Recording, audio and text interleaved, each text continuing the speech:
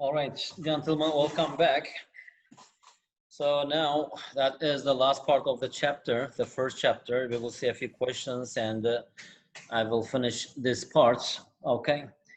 So as you see, actually mainly when we talk about vectors, of course, it has a lot of applications or used a lot, especially even to when it is used to denote something in very compact form.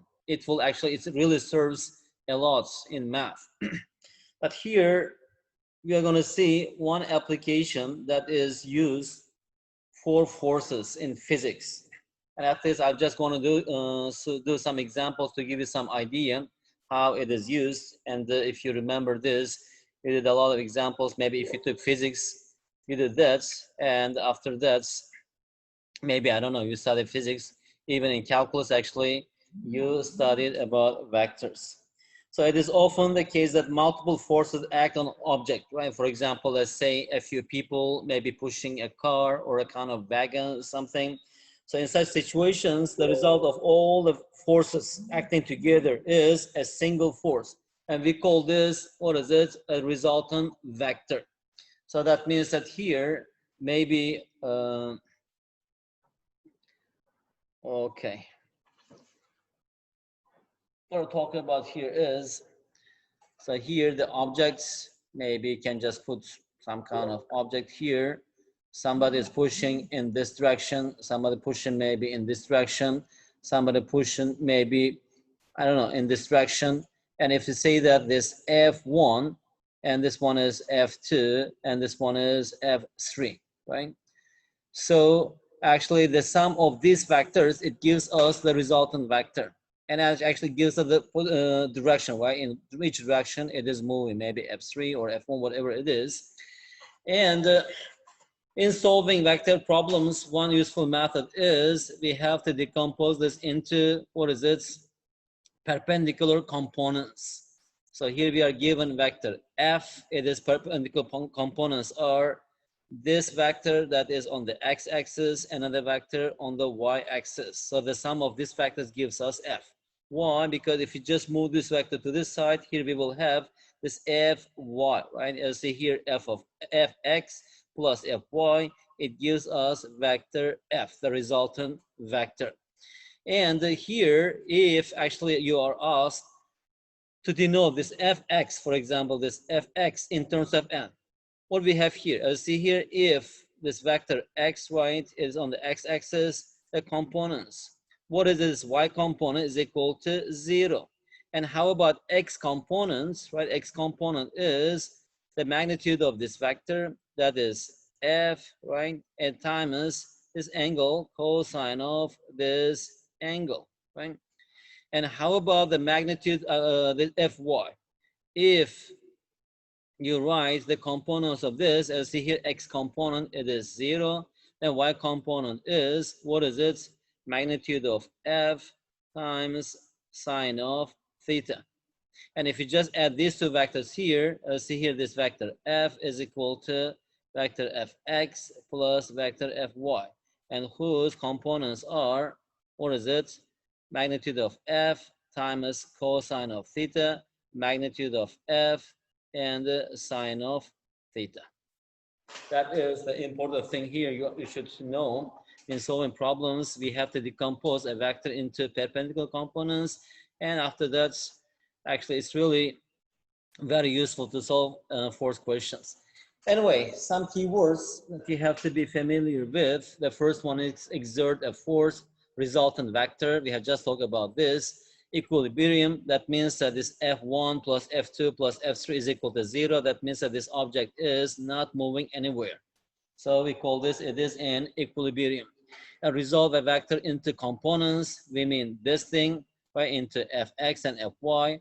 Orthogonal components, see here, these two components are orthogonal to each other. These two vectors are orthogonal. Horizontal and vertical components, tension in wire. Tension in wires, actually that is the force in wire. Let's start with the first question. It says that Anne and Bert are trying to roll a rock out of the way. So maybe here they are just walking on the ground, right? Here we have, and here we have a kind of rock, big rock on the ground, right? That's a rock. And N pushes with a force of 20 Newton in a northerly direction,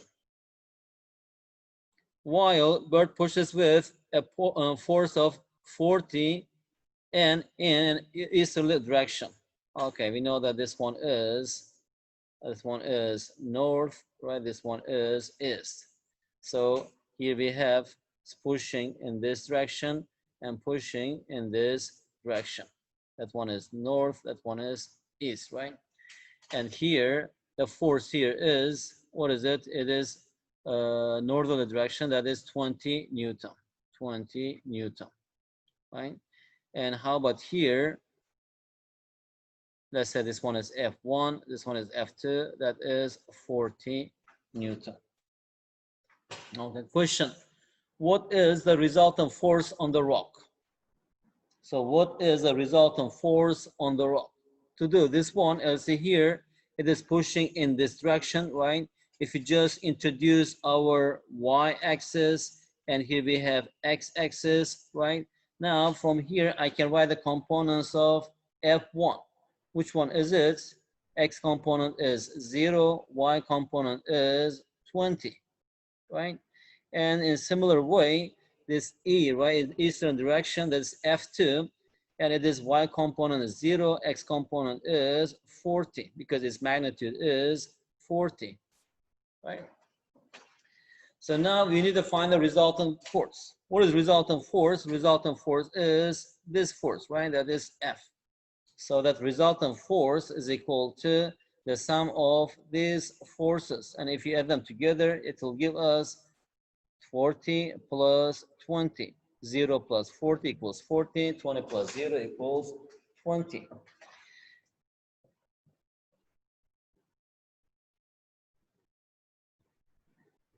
Okay. All right, we'll continue. That is the first part of the question. What is the resultant force on the rock? Resultant force is this. That is part A. B, Carla is trying to prevent Anne and Bert from moving the rock. What force must Carla apply to keep the rock in equilibrium? Right? What force must Carla apply to keep the rock in equilibrium? So to do this one, as see here, so if you denote the force exerted by Anne, Bert, and Carla by, let's say this one is A and F1, this one is F2, by Carla, right? Actually, it is moving in this direction by this force.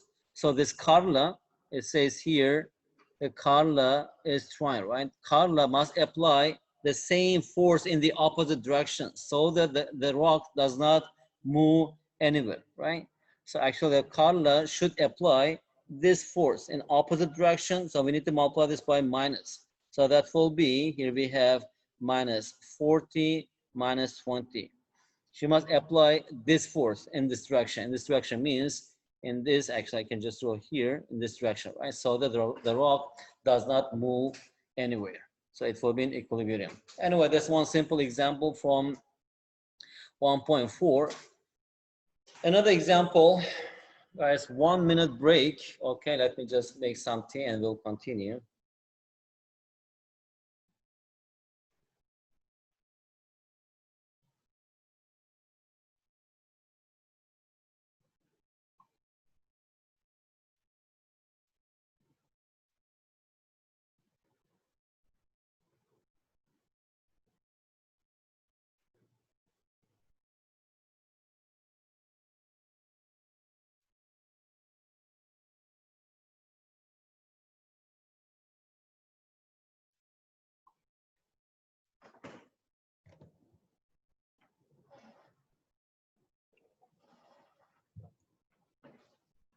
All right, let's continue. Anne pulls on the handle of a wagon with a force of 100 Newton. Okay, so that is with the force of 100 Newton, it's just pulling the wagon. If the handle makes an angle of 20 degrees with the horizontal. So this is a wagon, right? This is a horizontal line. So this angle is 20 degrees. What is the force that tends to pull the wagon forward? And what force tends to lift it off the ground? So that means that again, if you just decompose this, actually here it's a wagon, right? It's connected to the wagon. It is just pulling from here, and here we have F, right? And it says that with 100 Newton. That means that the magnitude of F, right? That is 100 Newton. Okay, and this one is 20 degrees. As you know, if you remember in the first slide, then what will be the components of Fx? That will be y component is 0, right? X component will be magnitude of F times cosine of this angle, that is 20 degrees, which is equal to, what is F? It is 100. So here we have 100 times cosine of 20, 0. In a similar way, how about Fy? Fy will be, here we have 0, and here we have magnitude of F times sine of 20. Okay, which is equal to, here we have 0, 100 times sine of 20. Now even we can just evaluate this, correct maybe 2 decimal places. What is it? Let's use a calculator. Here we have 100 times cosine of 20, or it is actually degree. 100 times cosine of 20, that's equal to 93.97. So here we have 93.97. And here we have 0. And 100 times sine of 20, that's equal to 34.20. So this one is 34.20. Now it says that what is a force that tends to pull the wagon forward? So it is this force that moves the wagon forward. And what force tends to lift it off the ground? Actually, this is a force, it actually tends to lift it off the ground. Okay. Another question, I think that much is enough. Other questions you will practice with Yehing. And I don't know, we can solve maybe one more question and I will stop. Another similar question. A painting has been hung from the ceiling by 2 wires.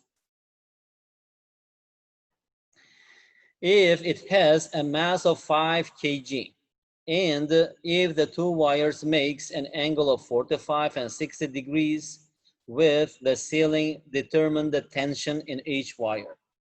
Determine the tension in each wire. So we need to find the forces, right? That is pulling the strings up in the given direction. Again, to do this one, guys, that's a picture. And as you see here, we have the first wire, it is pulling in this direction, right? And the second wire pulling in this direction, right? And the third one is pulling in this direction. And if this one is, let's say this is capital F1, this one is capital F2, and this one is, let's say, capital F, right? So the sum of 2 forces is equal to this force. That's why they are not moving, right? Or actually we can just write here, let's say F3, that means F1 plus F2 plus F3 is equal to 0. That's why the picture is not moving anywhere. So now here, that is a point, right? So if I introduce the x-axis here, and here we have y-axis here. What we have here then? Let me redraw this picture here in coordinates. So that is our y-axis, and this one is our x-axis. So as you see here, the 60, that means that also this angle is, what is it? 60. And that is 45 alternate angles. This angle is 45. So 45 here, that is our first angle. I mean, that force, 45 degrees. And here we have 60. And this one is 60. Okay, it's not a string, it's a force.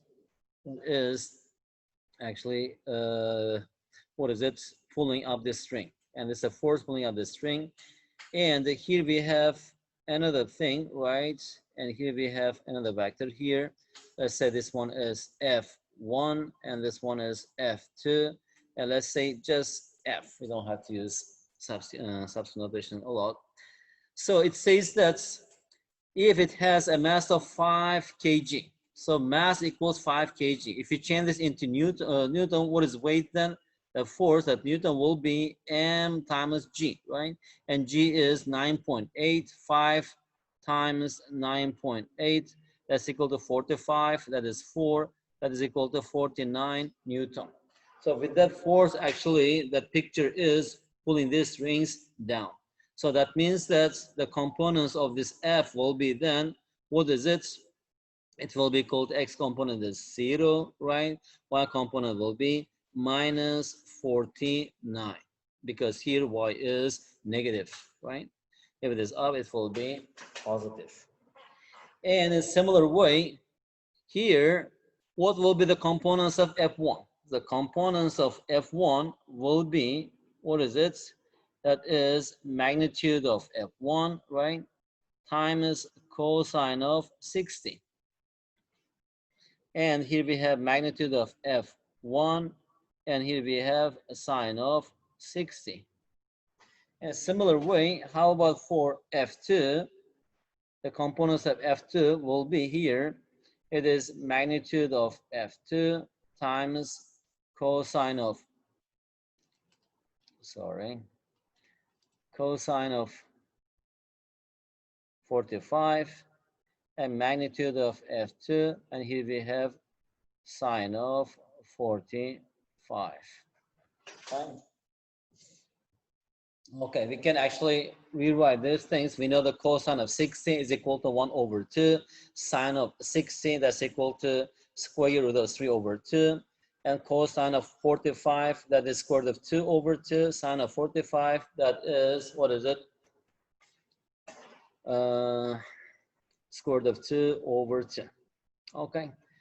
So actually these are, what is it?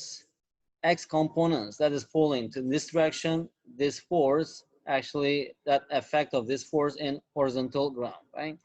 Another one is that your vertical components, that's one, and this one is also this.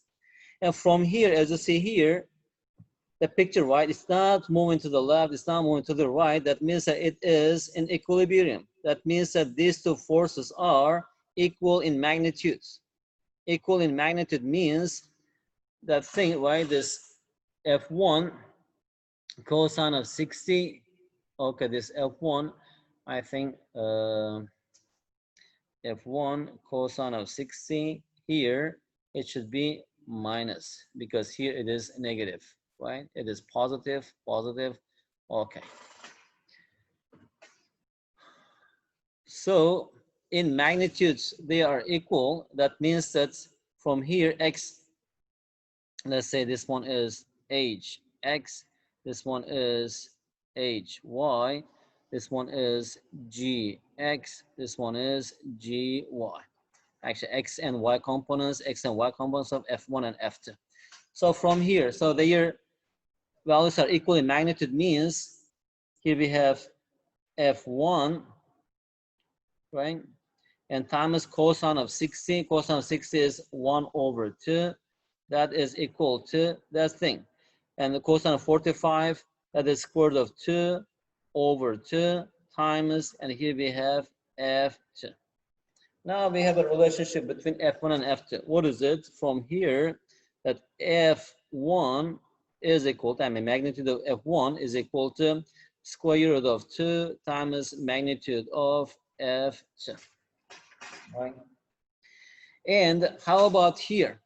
Here we have GY plus HY is equal to 49 in magnitude. They are equal, right? In the opposite direction, but they are equal in magnitude because one is pulling up and another is pulling down. That's why here it says minus. That means that here we have GY, that is sine of 60. So here we have square root of 3 over 2 times magnitude of F1 plus right, let me change the marker. I don't like this color. I don't know, this in defaults. Use this pink. That's much better. So the sum of this and this, that's equal to 49. So here sine of 60 is square root of 3 over 2. Here we have f1 plus, and here we have sine of 45, square root of 2 over 2 times magnitude of f2. That is equal to 49, right?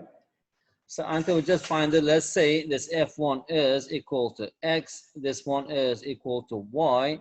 What we have here, if you just multiply both sides by 49, right?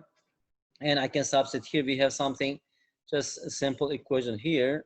Here we have square root of 3x plus, here we have square root of 2y, or actually instead of x, anyway, instead of x, x equals, what is it? Square root of 2 times y. So times, instead of x, square root of 2y plus, and here we have square root of 2y. On the right hand side, 2 times 49, that's equal to 98. So from here, what is y? Y equals 98 over square root of 6 plus square root of 2, which is equal to that is 98 is divided by square root of 6 plus square root of 2. Square root of 6 plus square root of 2, which is equal to 25.36. 25.36. And y equals this. And how about x? Just we need to multiply this by, what is it? Square root of 2 times square root of 2. That's equal to, what is it? 35.87 Newton and Newton. What is y? Y is the magnitude of F2, right? And the x is magnitude of F1. Okay. So determine the tensions in each wire. In the first wire, wire F1, that is, what is it? 35.87. The second one is 25 by 36. Okay, gentlemen, let's see one more example. If you have any question about this, guys, you may ask, or if you are having rest or just listening, it's fine. If you didn't understand a step, please. You have 30 seconds to ask a question.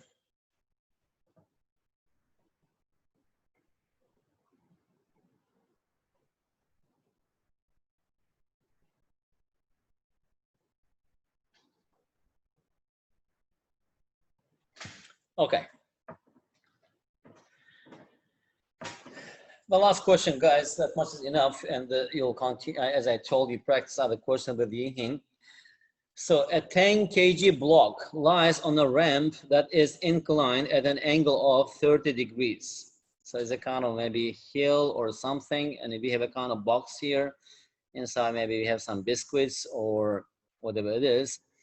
Assuming there is no friction, so the friction we're just taking as 0, what force parallel to the ramp, right, must be applied to keep the block from sliding down the ramp? So what force parallel to the, what is it, the ramp? So this is a ramp, parallel to the ramp. Actually, we are talking about this force.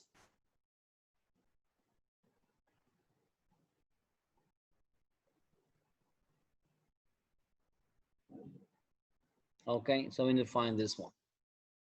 So to do this, as you see here, actually, if I just introduce that x-axis here, right?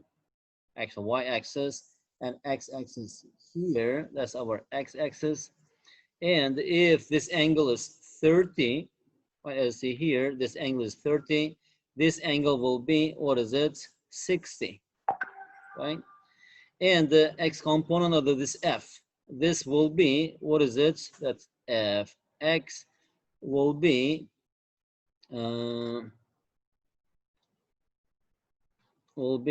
it is, what is it? 10 kg. 10 kg is 10 times 9.8, that is 98 Newton. So it will be 98 times cosine of 60, right?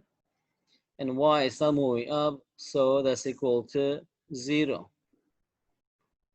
So that means that what force parallel to the ramp must be applied to keep the block from sliding down the ramp? Actually, we must apply this force, right? That's equal to 98 times cosine of 60. That's equal to 49 Newton.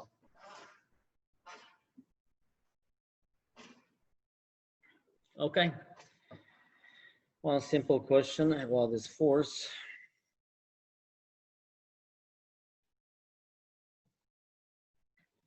All right. Guys, we have similar questions. You can actually practice this with Yihing. So I want to finish this chapter, okay? If you didn't understand anything anytime, I mean, even if you cannot solve with Yihing, you can ask during the class time, you can discuss some questions together. Okay.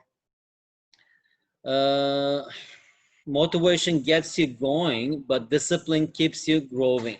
Very good. Very beautiful, meaningful quote that I like. That's why I put here. Motivation gets you going, but discipline keeps you growing. So I want to stop the sharing. Before I continue, I want to let you know about our grading system. Okay, here we have 3 students, maybe others they can actually know from you, learn from you. If you check the classroom system, guys, as I told you at the beginning of this course, right? So you have assignments and you have one-term projects. You have, I mean, project means that it's presentation, and you have quizzes. You will have at least 3 quizzes and 1 midterm and 1 final exam. Okay, and soon I'm going to share the project topics for you. I chose 15 topics. You need to just pick 1 topic from there, and before October 5 you have to present your work here. Okay, and that is, the weight is 10%, and the 2 students cannot choose the same topic. Okay, it's like first come first serves actually base. That means that if you are late to choose a project, then you need to choose different project. Okay, and soon I will share in Telegram. Now let's continue. That is all about chapter 1. So I will just make some introduction chapter 2. Then we will finish our class.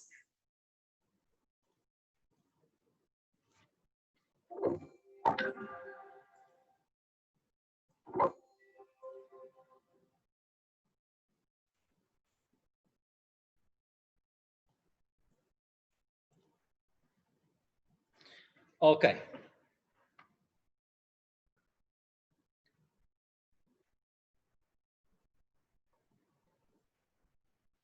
Just put this at the top. Chapter 2. Okay. What is chapter 2? So it's also not so big chapter, but very important chapter to get some idea about the future chapters. It's about systems of linear equations. Okay. So now let's just talk about a few concepts that we have to know. The systems of linear equations, what we mean by linear equations. If you remember in the first part of the first chapter, we talked about linear combination of variables, right? And after that, we'll talk about some methods to solve systems of linear equation. And after that, you will see that, again, we try to write everything using vectors. So let's just start with the introduction to systems of linear equations. So a linear equation in n variables. Here we have x1, x2, xn.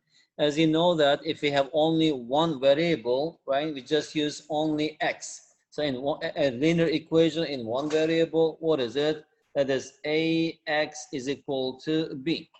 And how about linear equation in 2 variables? Still, we don't have to use the subscript notation, and we can just use 2 variables. Usually we use ax plus by is equal to c. Here x and y are unknowns, right? Variables a, b, and c, these are constants. And how about linear equation in 3 variables? Here we have ax plus by plus CZ is equal to D. And when the number of variables is more than 3, then we use just subscript notation like this: x sub 1, x sub 2, x sub m. Okay. So it says that a linear equation in n variables, x1, x2, x sub m, is an equation that can be written in the form a1 x1 plus a2 x2 plus an xn equals b, where the coefficients a1, a2, an, and the constant terms b are constants. So actually, how do we identify that the equation is linear or not? As you see here, in the first one, or in the second equation, in the third one, all variables are multiplied by a constant. We do not have a product of two variables here. We do not have like here, we do not have like x times y, or we do not have like x times z, or we do not have like x squared, like x times x. And that's why it is called linear. And you see here, it's just a linear combination of, what is it, x, y, z. On the right hand side, we have equals z, then it becomes an equation. Okay, linearity comes from here. Every variable is multiplied by a constant number. That's why we call this a linear equation. And here we have n variables. That's why we call this a linear equation in n variables. That is the definition of linear equation. The following equations are linear. Why? Because see here, x multiplied by constant number, y multiplied by constant number, and here we have constant term, that's -4. R multiplied by 1, S multiplied by -12, that is constant number, T by S/4. Here the first variable, the second one, 3, right? So here we have a linear equation in 3 variables. How about here? X sub 1, x sub 2, x sub 3, x sub 4, all variables are multiplied by constant numbers. And how many variables we have? 1, 2, 3, 4. So here we have a linear equation in 4 variables. How about here? Some students may actually get confused, but here cube root of 4 is just a constant number. This x is multiplied by a constant number. So y is multiplied by a constant number. Pi is a constant number, right? So a sine of phi is also a constant number. Z is multiplied by a constant number. That is also a linear equation in 3 variables. Those are x, y, and z. The following equations are not linear. Why? Because we have the product of 2 variables, x times y. That's why it's not linear. And here we have sine function. Inside sine here we have variable. That's why it's not a variable. Even in the exponent we have variable. It's not a linear. Under the square root we have x. That's why it is not a linear equation. Okay? So when we say linear equation in variables, and now you at least you know what we mean here. And how about the system of linear equations? See here we are given a number or a bunch of linear equations, so they must be solved together. So some examples for linear equations. Here we have x minus 1 equals 1, x plus y equals 3, right? X minus y equals 2, 2x minus 1 minus 2y. These are all linear equations, and the system, because they must be solved together. And all these equations, they must be solved together. So these are examples for, what is it, a system of linear equations. We may have 2 equations, we may have 3 equations. In general, we may have n equations. So how about the solution? Okay, we have an equation. Another question comes. Does the system have a solution? If yes, how many, right? So a system of linear equations with real coefficients has either a unique solution, we call this consistent system, it means it has only one solution, or infinitely many solutions, that means a inconsistent system, and no solutions, an inconsistent system. So we do not have any other case. This is actually a big theorem, I mean important theorem, we will prove this later. Okay, but now you should know that if you are given a system of linear equations, we have 3 cases. One of these possible cases, unique solution, either it has unique solution, or infinitely many solutions, or no solutions. We do not have any other case. Okay, solving a system of linear equations. Usually, how do you solve this? In any equation, right, when we are solving this, by using a bunch of algebraic manipulation, we have to reduce this into explicit form, into very simple form, or into another equivalent equation, so that we can see the solutions explicitly. So two linear systems are called equivalent if they have the same solution sets. Actually, that applies to all equations or inequalities. If you're talking two different equations, if they have the exact same solution, that means that they are equivalent, right? Okay. Let's just see one example. We do not have much time, 4 minutes. Maybe you can see one or two examples. How do you solve this? One method is here. As see here in the first line, we have x minus y minus z, 3 variables. Second line, y plus 3z. Third line, 5z equals 10, right? So as you see here, in the last line, we have only one variable. So I can find z. So z, all right.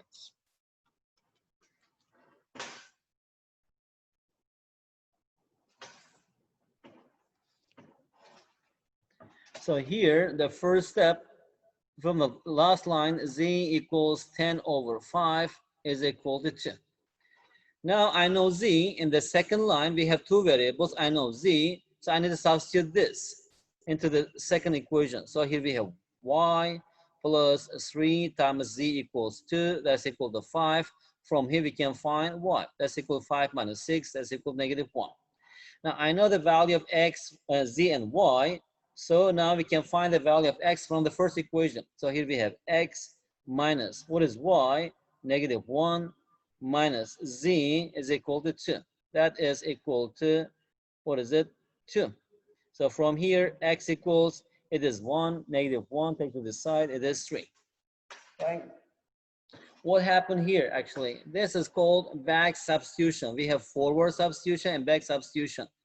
And actually, how do we obtain this equation? As you know, by doing some manipulation, from the second one, we eliminate this x. And after that, using this 2, right? The second and third one, we eliminate and the y and x. So we have only one left. So from backward now, if you just move backward, from here, I can find z. From the second one, we can find y. And here, we can find x. That is, what is it? Back substitution method. All right. Solve the system in a similar way. How can we do this? From these two, using these two equations, I can eliminate this x, right? And also using these two, I can eliminate this x. And using these two equations, we can eliminate this y. So we have only one z left. And just by back substitution method, we can find the value of z, and we can find the value of y. We can find the value of x. Okay. So guys, I will stop here because here we have 1 minute. If I start, I will not be able to finish. So that much is enough for you. And I hope you actually doing your assignments. And next week is a due date, I think, August 3rd, if I'm not wrong. Okay. We will meet you tomorrow on Wednesday, again at the same time. Thank you for your time and attention. See you tomorrow. Bye-bye.